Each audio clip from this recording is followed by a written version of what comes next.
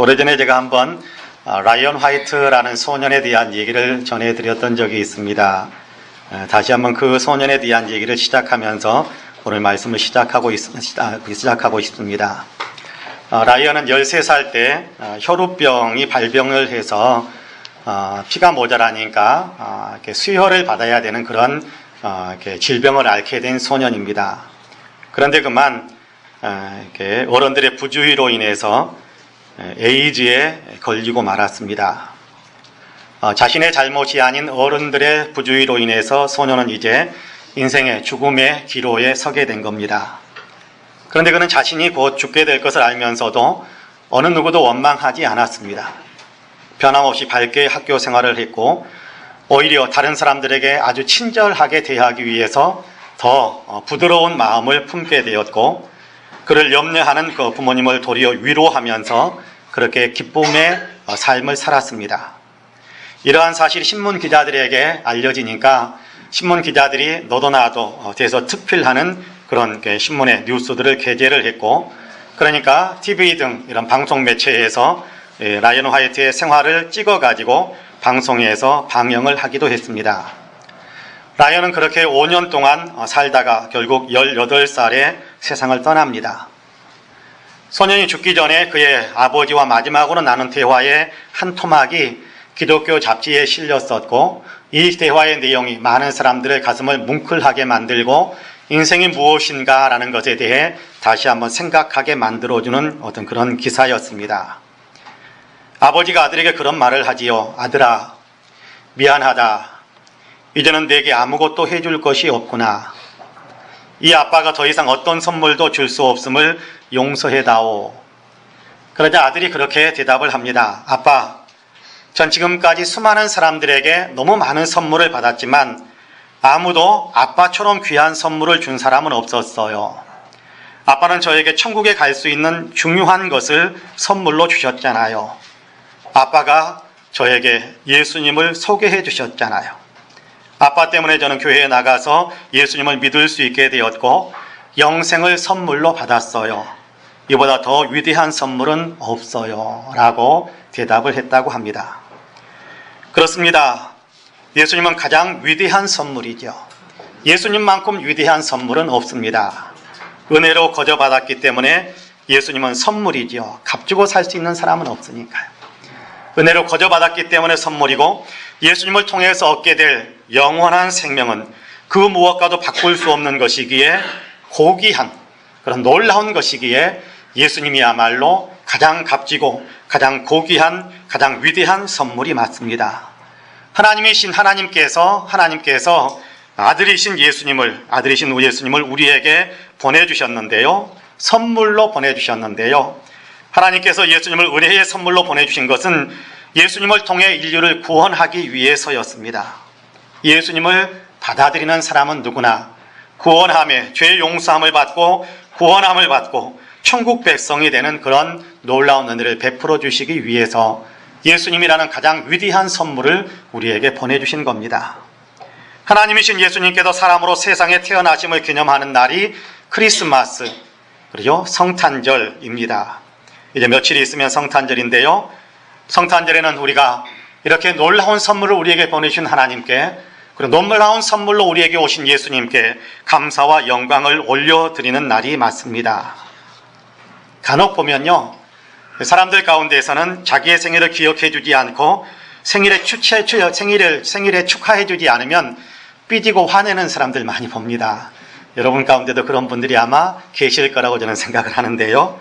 그렇지 않습니까? 그런데요, 우리를 구원하시기 위해서 오신 예수님의 세상에 태어나신 날을 기념하는 성탄절에 그날을 잊어버리고 또 그날을 전혀 주님을 향한 축하의 날로 삼지 않는다고 한다면 우리는 좀 못된 사람일 수 있겠죠?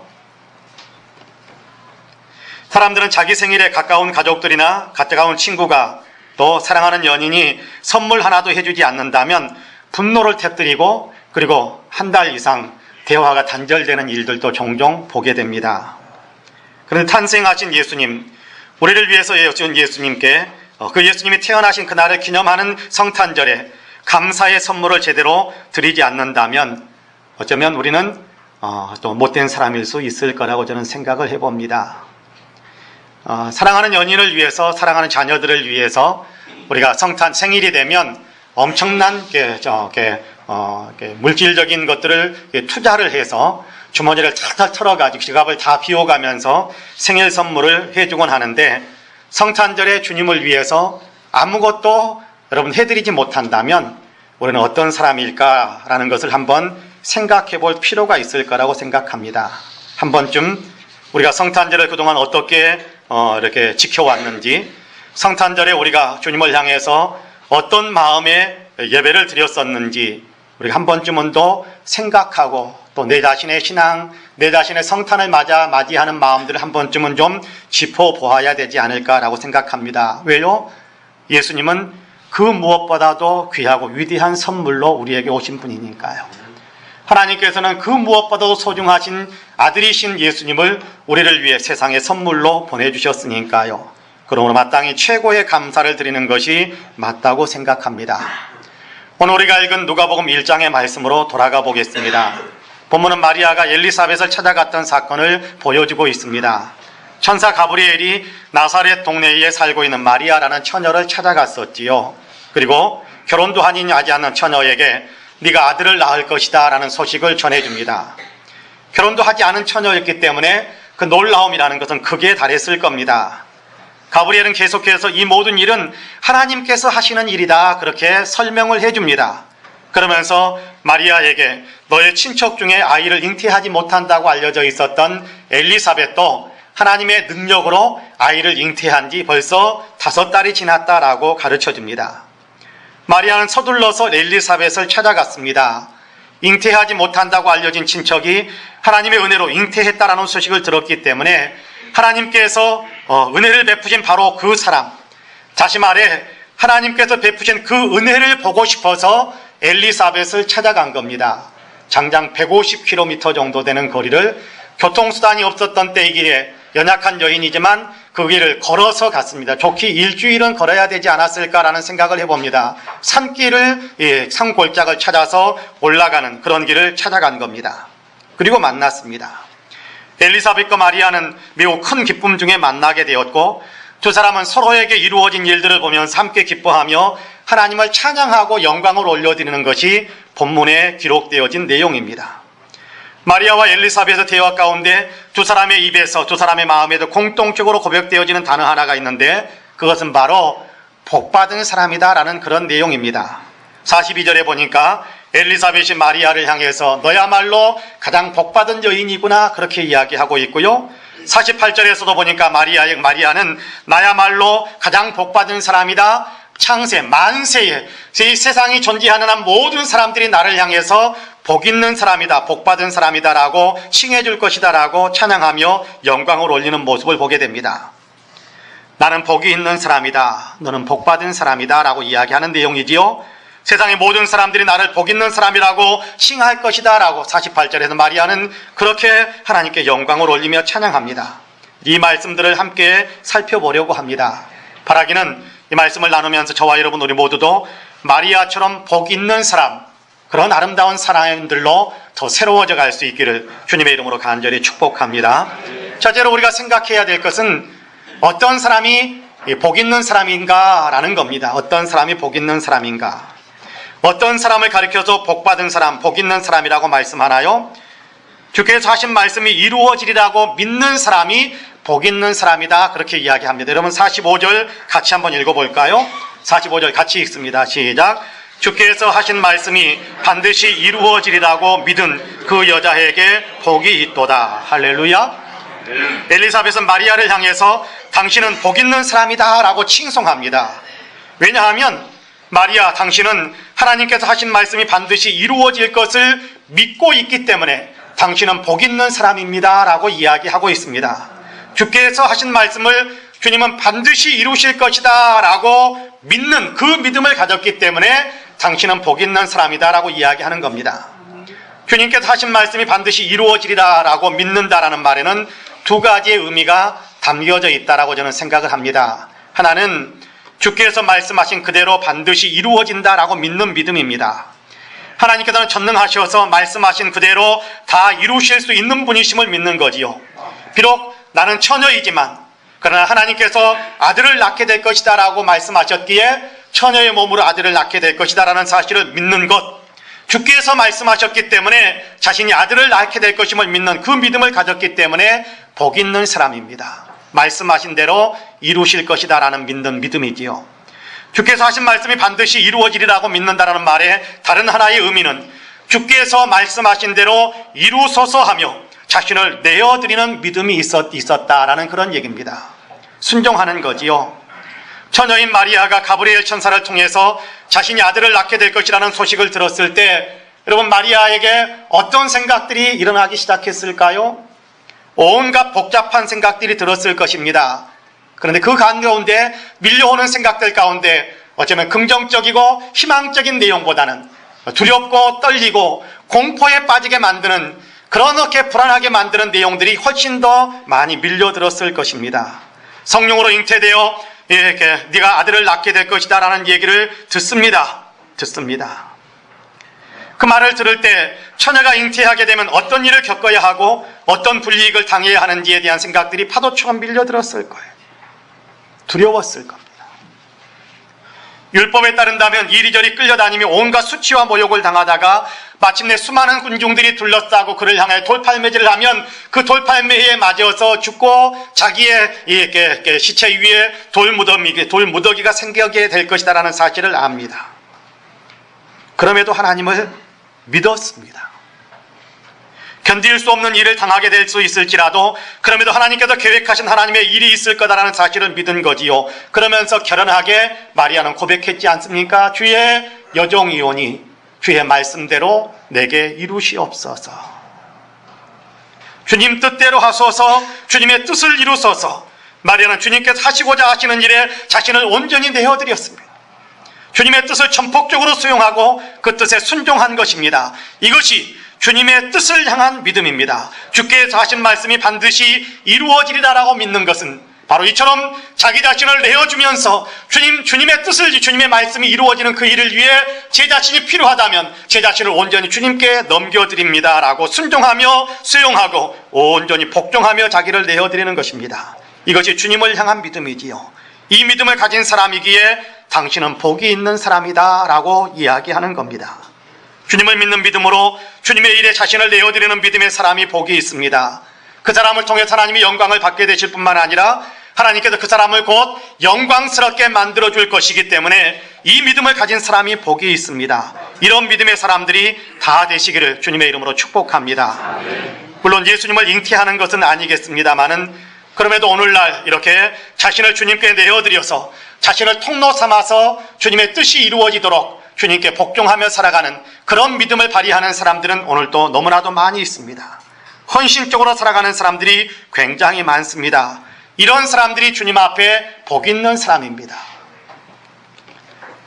레디컬이라는 책을 통해 데이비드 플랫 목사님이 자기 교회 성도들 가운데서 있었던 한 가지 이야기를 들려주었습니다. 몇몇 성도들이 남부 아프리카 빈민촌을 돌며 의료 선교 활동을 하고 돌아왔습니다. 의료 선교 활동을 떠날 때면 질병에 감염된 환자들이 많이 있다는 사실을 알기 때문에 약간 염려도 되고 걱정도 되고 그래도 배 위에서 많이 기도해 주지 않을 수가 없었습니다. 혹 주사바늘에 찔리는 그런 소소한 사고는 언제든지 굉장히 많이 일어날 수 있는 일이었거든요. 그러니까 진료하는 동안에 위험을 감수하면서 그 의료 선교 활동을 하는 겁니다. 어느 날 정말 우려했던 사태가 벌어져 버렸습니다. HIV, 에이즈라고 그렇게 이야기하지요. 에이즈에 감염된 환자를 치료하던 한 봉사자가 실수로 환자에게 주사했던 그 주사바늘에 찔리고 말았습니다. 불과 몇 시간 뒤에 다른 팀에서도 똑같은 사고가 일어났습니다. 두 팀에 속해 있는 팀원들은 사태의 심각성을 잘 알고 있었습니다. 이제 주사의 바늘에 찔린 두 사람은 에이즈의 제물이 되어 남은 인생 동안 심각한 어려움을 겪을 수 있는 상황이 되었다라는 사실을 다 아는 겁니다. 그런데 바늘에 찔렸던 두 봉사자의 반응은 놀랍다 못해 기가 막힌 그런 반응이었습니다. 그들은 그렇게 이야기했습니다. 다른 봉사자가 아니라 저한테 이런 일이 생겨서 천만다행입니다. 이 봉사를 통해 한 영혼이라도 그리스도께 돌아온다면 이쯤은 아무 문제가 되지 않습니다 라고 태연하게 이야기하고, 그리고 의료봉사 활동을 모두 마무리해 나갔습니다. 의료봉사팀이 이제 교회로 돌아갔습니다. 그리고 얼마 뒤에 아프리카 선교 현지에 있었던 사역자에게서 이메일이 날아왔어요. 이런 내용이었습니다. 봉사팀이 떠난 후 이 지역 전체가 떠들썩합니다. 주님이 자신들의 아픔을 돌아보셔서 봉사팀을 보내주셨다며 다들 감격해하고 있습니다. 여러분은 귀국했지만 주민들은 예수님께 감사하는 마음을 갖기 시작했고, 수많은 사람들이 그리스도께 돌아왔습니다. 정말 멋진 하나님이십니다 라고는 이메일이었습니다. 그렇습니다. 주님은 정말 대단하신 분이십니다. 설령 우리를 지저분하고 질병이 창궐하는 지역으로 부르신다고 해도, 그렇죠? 내가 생각하지 못했던 좋지 못한 상황 속에 우리를 이렇게 들어가게 한다고 할지라도, 그럼에도 불구하고 주님은 여전히 선하신 하나님이십니다. 환자를 섬기다가 그 질환에 감염이 되더라도 그럼에도 불구하고 그 일에 우리를 사용해 주는 주님은 변함없이 존귀하신 주님이십니다. 우리를 사용하셔서 도움의 손길이 가장 절실한 지역에 당신의 거룩한 영광을 드러내시며 복음을 전하게 하신 그 하나님은 정말 멋진 하나님이십니다. 이렇게 고백할 수 있는 아름다운 마음을 가졌던, 바로 그런 믿음을 표현했던 그 두 사람은 정말 복 있는 사람이라고 생각을 합니다. 믿음은 사실은 그런 거거든요. 믿음은 내 뜻을 이루는 믿음이 아니라 주님의 뜻을 이루는 것이 진짜 믿음입니다. 주님을 믿기에 주님을 위해 나의 삶을 온전히 내어드리는 것이 복 있는 믿음입니다. 마리아는 자기를 내어드렸잖아요. 처녀가 아이를 잉태하면 어떤 일이 생길지 훤히 알면서도 그럼에도 저는 주님의 것이니 주님의 뜻대로 행하시옵소서라면서 자기를 내어드렸잖아요. 그러므로 복 있는 사람이다라는 칭호가 그에게 붙여진 겁니다. 하나님이신 예수님께서는 우리를 위해 자신을 사용하시려고 하늘 영광을 버리고 친히 십자가를 지시기 위해 우리에게 오셨습니다. 우리를 위해 자신을 위해서가 아니라 우리를 위해 자신을 사용해 주시려고, 우리를 위해 자신을 내어주시려고, 우리를 위해 자신을 희생하기 위해서, 그래서 세상에 오신 분이 우리 주님 아니십니까? 이 예수님을 믿는다면, 이 예수님을 통해서 하늘의 복을 우리가 받는 사람이 되었다면 우리도 역시 그렇게 주님을 위해 쓰임받겠노라고 결단하며 나아가는 것이 맞다고 생각합니다. 바라기는 저와 여러분이 이런 믿음의 사람들이 다 되셔서 하나님 앞에 정말 복 있는 사람들이 다 되시기를 주님의 이름으로 간절히 축복합니다. 아멘. 둘째로, 복 있는 사람에게 기쁨이 임합니다. 복 있는 사람이 기쁨을 누리게 된다, 그런 얘기입니다. 복 있는 사람은 믿음을 가진 사람이지요. 하나님께서 말씀하신 것은 그대로 이루어질 것을 믿는 믿음, 하나님의 일에 나를 사용해 주십시오 라고 나를 넘겨드릴 수 있는 믿음, 그런 사람에게 당신이 복이 있다라고 칭송하고 있지 않습니까? 그렇습니다. 하나님의 말씀을 신뢰하는 믿음의 사람이 복 있는 사람입니다. 이렇게 복 있는 사람은 하늘에서 내려오는 기쁨을 누리게 됩니다. 주님으로 인한 기쁨을 누리게 된다, 그런 얘기입니다. 여러분 본문 46절과 47절 말씀을 같이 한번 읽어볼까요? 같이 읽습니다. 시작. 마리아가 이르되 내 영혼이 주를 찬양하며 내 마음이 하나님 내 구주를 기뻐하였음은. 할렐루야. 마리아는 자기에게 이루어진 일로 인해 하나님을 찬양하며 하나님을 기뻐한다라고 이야기합니다. 자기에게 이루어진 일이 무엇입니까? 마리아에게 이루어진 일이 뭐예요? 처녀가 아이를 가진 겁니다. 이로 인해 어떤 일을 겪게 될지 훤히 알고 있습니다. 분명 두렵고 떨리는 일입니다. 그러나 그럼에도 마리아는 두려워 떠는 것이 아니라 도리어 하나님을 찬양하며 기쁨에 겨워하고 있습니다. 왜요? 환경을 보고 있는 것이 아니라 주님을 보고 있기 때문에 그렇습니다. 내게 임하신 주님, 나를 통해서 세상에 구세주로 오실 그 주님, 나를 구세주를 세상에 탄생시키는 그 통로로 삼아주신 아버지 하나님, 이 사실을 초점을 맞추니까 환경이나 여건을 생각이 되어지는 것이 아니라 도리어 나를 사용해 주시니 감사합니다, 나를 통로 삼아주신 내가 기쁘고 즐겁습니다 라면서 하나님께 영광을 올려드릴 수 있었던 것입니다. 하나님이신 예수님을 잉태한 기쁨, 그렇죠? 하나님이신 예수님을 자기 안에 품은 그 기쁨, 믿음을 통해서 예수 그리스도를 온전히 자기 안에 모셔드렸지 않습니까? 예수님을 모셔드리면 이처럼 억지가 아니 억지 춘향의 기쁨이 아니거든요. 그 안에서 오는 성령이 주시는, 하나님께서 그 안에서 역사하시는 그 놀라운 기쁨으로 찬양하면서 외치고 터뜨려지는 그런 감격인 거지요. 예수님을 모셔드리면 이런 기쁨이 임하게 됩니다. 예수님을 영접해드리면 놀라운 기쁨, 하늘의 기쁨이 그들의 삶에 임하게 되거든요. 예수님을 잉태한 마리아가 엘리사벳의 집을 방문했을 때 무슨 일이 일어났다고 이야기합니까? 44절에서 이렇게 이야기합니다. 보라, 내 문안하는 소리가 내 귀에 들릴 때에 아이가 내 복중에서 기쁨으로 뛰놀았도다, 그렇게 이야기합니다. 예수님을 잉태한 마리아가 방문하니까 엘리사벳의 태중에 있었던 아이가 예수님이 자기의 집에 들어온 것을 생각하면서 기뻐 뛰놀았다고 이야기합니다. 마리아 때문이 아니지요. 예수님 때문입니다. 예수님 때문에 기뻐하고 즐거워하는 겁니다. 예수님이 우리 집에 들어오셨다, 예수님이 나에게 오셨다, 이로 인해서 기뻐하고 즐거워하는 겁니다. 이로 인해서 그 아이를 잉태하고 있었던 엘리사벳까지도 함께 기쁨에 겨워서 놀라운 이 감격 속에 이렇게 빠지는 것을 성경은 우리에게 가르쳐주고 있습니다. 그렇습니다. 예수님이 들어가시는 곳에 기쁨이 있습니다. 마리아는 지금 이 기쁨을 누리고 있는 겁니다. 예수님을 모신 바로 그 기쁨과 감격을 누리고 있는 거지요. 예수님은 우리 안에 들어오시면 우리에게 놀라운 기쁨을 주시는 분입니다. 요한복음 2장에 갈릴리 가나 혼인잔치의 집에 있었던 한 사건을 나타내고 있죠. 인생의 가장 아름다운 장면 가운데 하나가 결혼이라고 생각합니다. 인생의 행복과 기쁨이 가득 채워지는 장이 바로 결혼식이라고 생각하는데요. 가나의 결혼식도 그랬을 겁니다. 축하하며 축복하며 기쁨을 누리며 행복을 맛보고 있었을 거예요. 한참 잔치가 무르익어 가던 때에 갑자기 포도주가 떨어졌습니다. 잔치에 반드시 필요한 것이 포도주인데 그만 떨어지고 말았습니다. 결혼식의 끝장날 위기에 놓였습니다. 아마 결혼식을 주관하는 사람들은 모두 다 등줄기에 식은땀이 흘러내렸을지 모릅니다. 그럼에도 어떻게 대처할 수 있는 방법이 없었습니다. 만약 그 집에 예수님이 계시지 않았더라면 그 혼인잔치는 정말 치욕스럽게 끝나고 말았을 것입니다. 그러나 그 집에 예수님이 계셨습니다. 예수님 물을 포도주가 되게 만드셔서 잔치의 흥이 깨어지지 않도록, 잔치의 흥이 더해지도록 그렇게 만들어 주셨습니다. 계속해서 기쁨의 삶을 이어가게 만들어 주신 것입니다.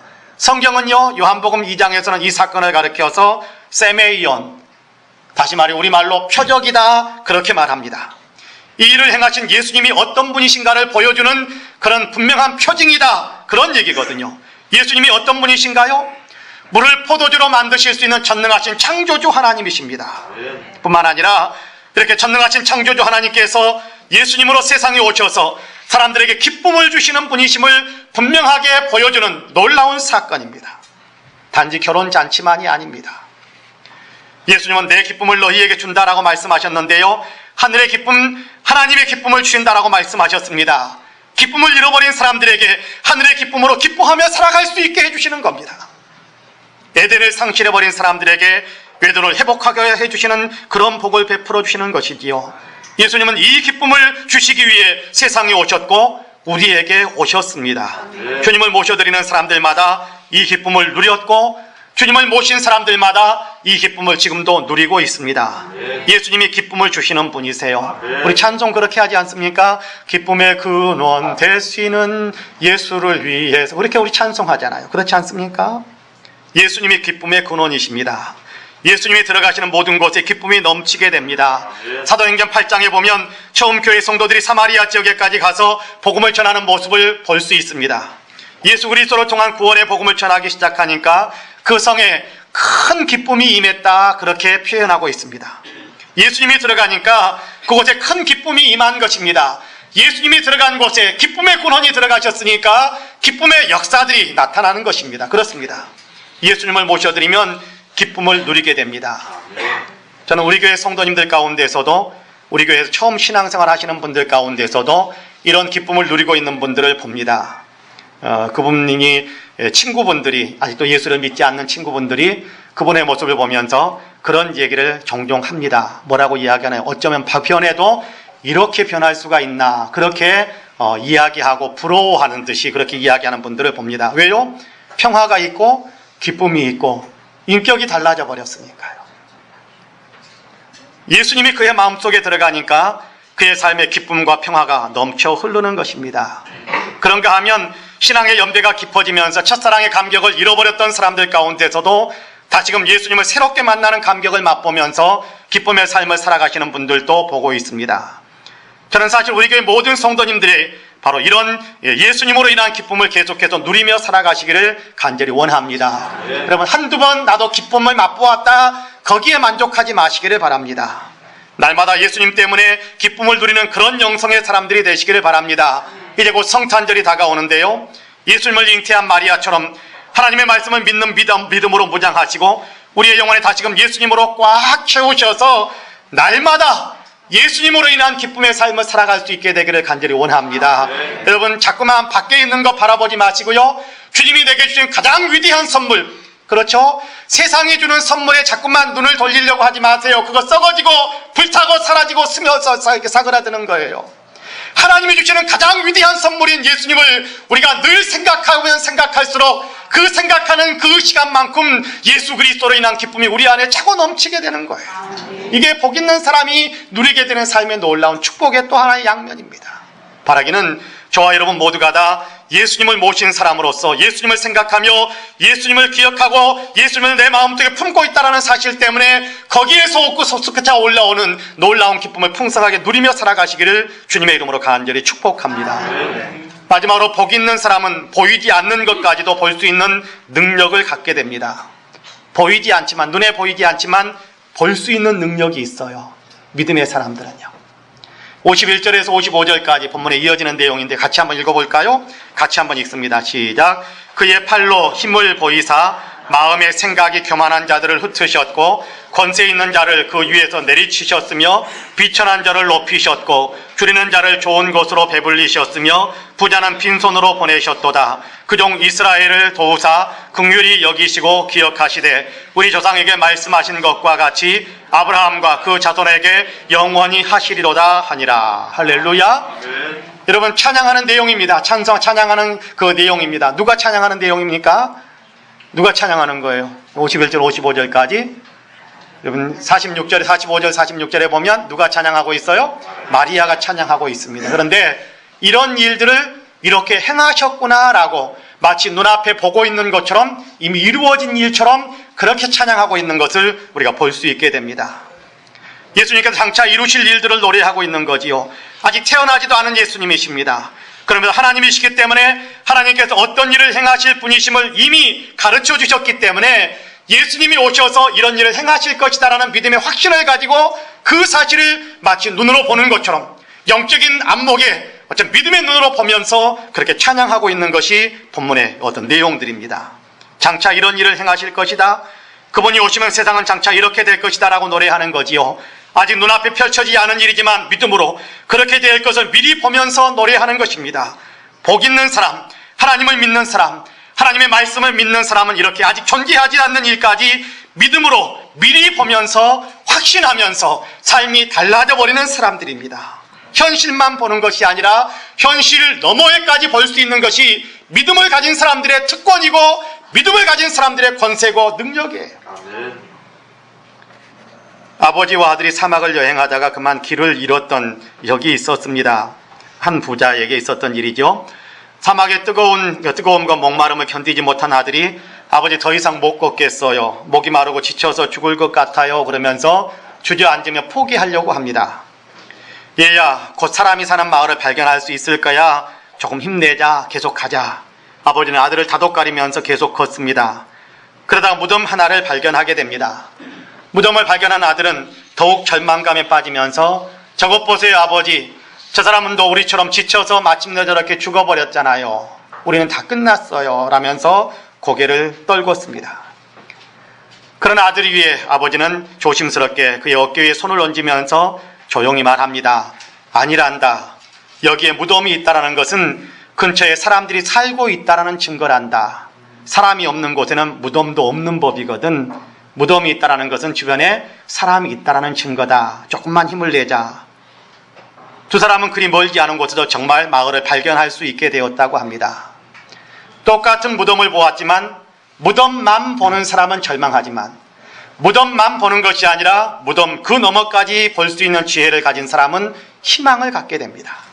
그 지혜가 그들에게 희망을 만들고 그들로 하여금 살게 만들었습니다. 그렇습니다. 눈에 보이는 것만이 전부인 것은 아닙니다. 눈에 보이는 것 그 너머에 보다 더 깊고 위대한 진실이 숨쉬고 있음을 볼 수 있어야 합니다. 여러분, 욥을 기억하시지요?